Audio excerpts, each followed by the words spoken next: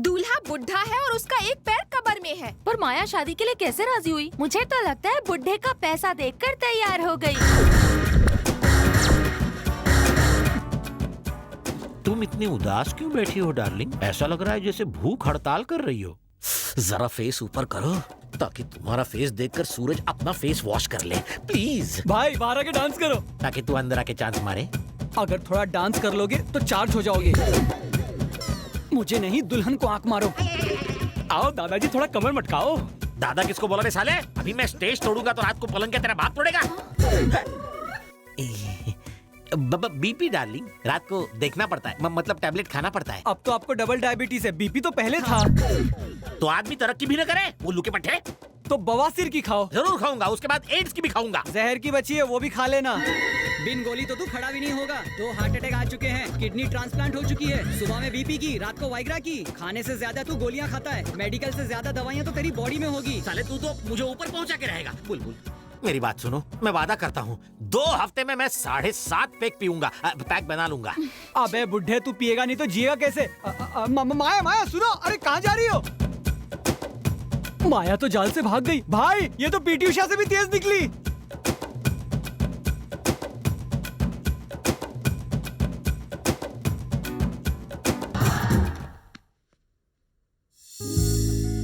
तुम यहाँ क्या कर रही हो? उससे शादी नहीं करूंगी।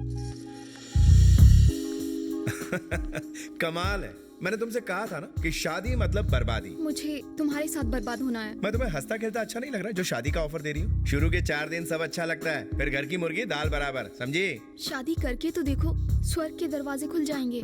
लिसन माया, शादी करने से स्वर्ग के दरवाजे खुलते तो हैं, मगर अंदर नहीं, बाहर जाने के। अब मेरे मामू को ही देखो, बिना शादी के छड़े छाड़ बुड्ढा ऐश कर रहा है। शादी वाले जोड़े सिर्फ मैरिज हॉल में ही खुश रहते हैं। उनकी जिंदगी यहाँ पे भी नर्क और ऊपर जाकर भी। बोलो शीला। रात को जोश में सावधानी हट गई और दुर्घटना घट गई। है? पर कैसे? तुम अपनी टोपी भूल गए, पति को शक हो गया। ओह, सच्चे लवर्स की तरह हम 2 महीनों के लिए एक दूसरे से अलग हो जाते हैं, ना खत ना फोन। 2 महीने? इतने समय तक अलग रहेंगे तो मैं मर जाऊंगी। ओह, तब तक के लिए फेसबुक है ना डार्लिंग। मेरी फोटो देखकर चैटिंग करना और मैं तुम्हारी फोटो देखकर बैटिंग करता रहूंगा। इनबॉक्स आउटबॉक्स में रोमांस जारी। तुम कितने इंटेलिजेंट हो। इस तरह मैं बिना रिलेशनशिप की जिंदगी एंजॉय कर रहा हूँ। तुम शादी के लिए राजी कैसे हुई? उसका पैसा देखकर। तो इनकार क्यों कर रही हो? उसका बुढ़ापा देखकर। तुम उसकी दौलत को देखो ना, बुढ़ापे को क्यों देखती हो? शादी कर लो क्योंकि उसकी बहुत इनकम है और दिन बहुत कम है। लेकिन अमेरिका में तलाक लेना देना बहुत आसान है, बात मानो, हमला बोल दो। तलाक के बाद तुझे $10 मिलियन मिलेंगे।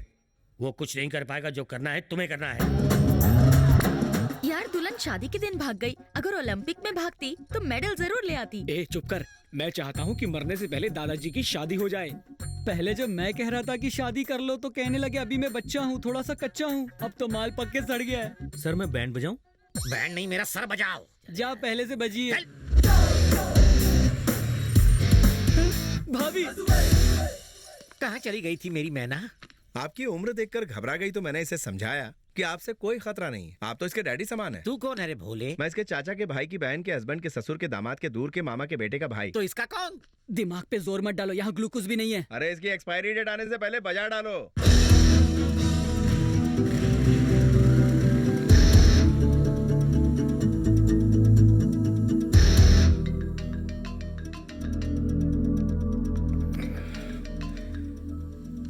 हेलो। हमने जो चैरिटी शो ऑर्गेनाइज किया था वो पूरी तरह फ्लॉप हो गया। क्लाइंट बहुत परेशान कर रहा है। ऑफिस की बात ऑफिस में करो, अभी सोने दो।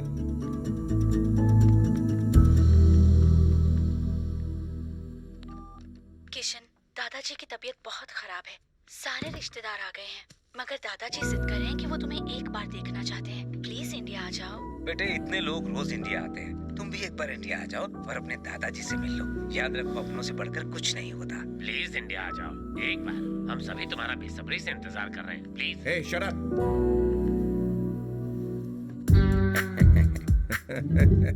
Good morning sir. Good morning Sharma.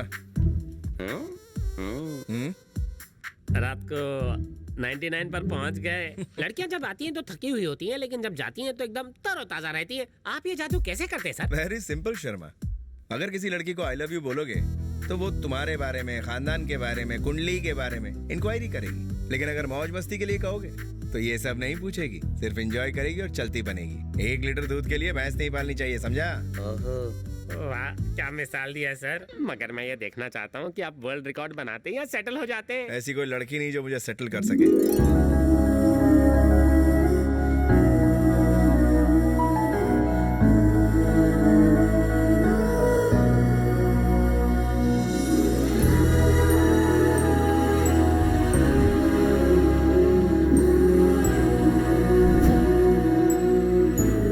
ये रहा स्टैच्यू ऑफ लिबर्टी। अच्छा लग रहा है ना इसे देखकर? देखो कितना सुंदर है। Good evening. एक फाउंडेशन जिसकी वजह से अलग धर्म और अलग अलग देश के बच्चे एक साथ हैं। ये प्यारे बच्चे इतने बदकिस्मत हैं कि मौत इनको कभी भी अपने पास बुला सकती है, मगर इनकी बची हुई जिंदगी में खुशियों का चिराग जलाने और इनकी आखिरी विश पूरी करने के लिए एक चैरिटेबल फाउंडेशन काम कर रहा है। आइए उनसे मिलते हैं।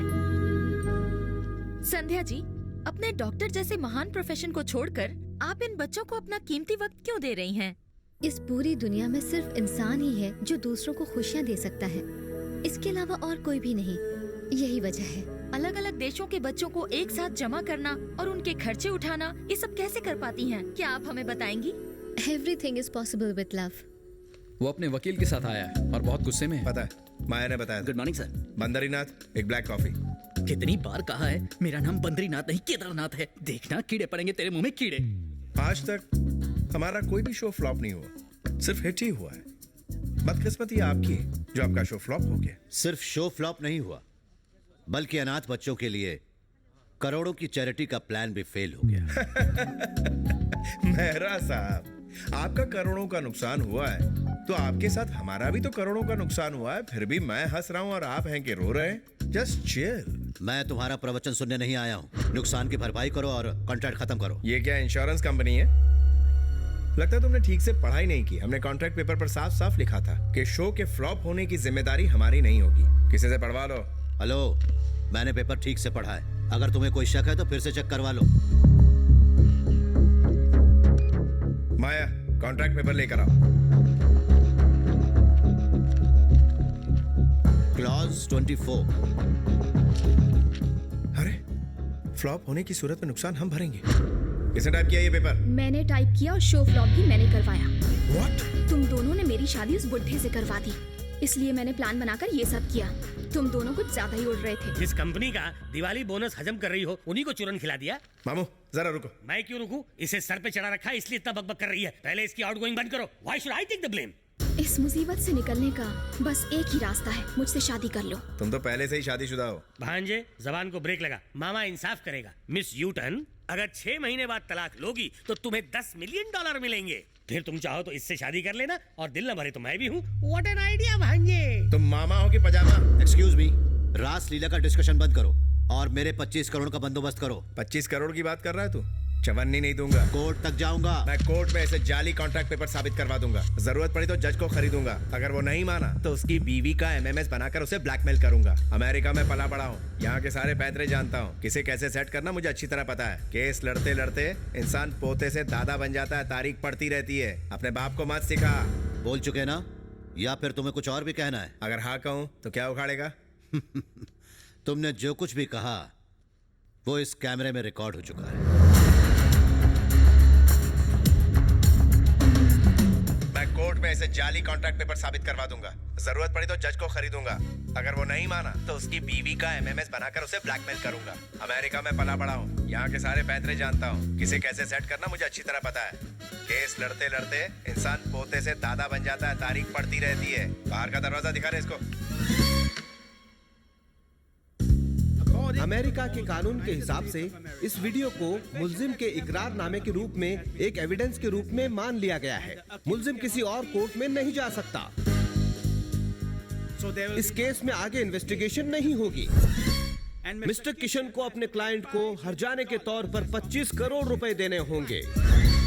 यस। और अगर 1 महीने में यह हर्जाना न दिया गया तो मिस्टर किशन को 10 साल की सजा हो सकती है।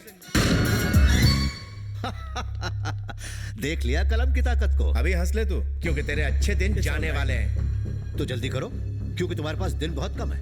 1 महीने में जेल में चक्की पीसते हुए दिखोगे तुम।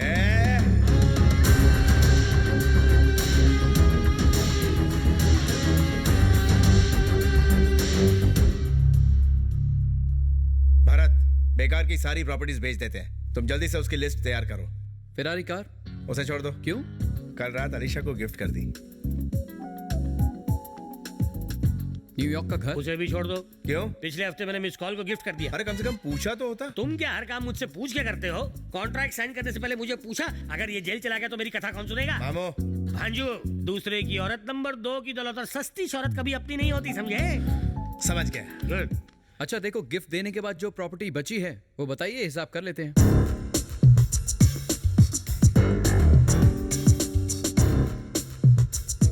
ये सब प्रॉपर्टी बेचने के बाद कितना फंड आएगा? अगर खुद को भी बेच दोगे तो भी 10 करोड़ कम पड़ेगा। बद्रीनाथ, कॉफी ला।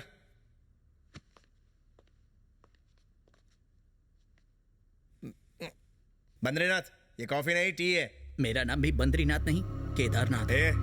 मैं तेरा बॉस हूँ, जिस नाम से चाहूँ पुकार सकता हूँ। मैं 10 साल से यहाँ काम करता हूँ, आपको मेरा नाम तक नहीं पता। तो क्या हुआ? मुझे तेरे साथ रिश्ता थोड़ी जोड़ना है। आप जैसे अमीर लोग मजदूरों की मजबूरी का फायदा उठाते हैं और मजदूरों को अपना गुलाम समझते हैं। अरे बाप रे, इससे तेरी दुनिया लुट गई क्या? सर वक्त है, सुधर जाइए। कुछ ज्यादा ही जबान चला रहा है, चल निकाल। इतने सालों से आपके साथ काम करके मैं ये तो जान गया हूँ कि आपकी कोई मदद नहीं करेगा, क्योंकि आपको किसी की परवाह नहीं है। चाहे तो ट्राई करके देखिए।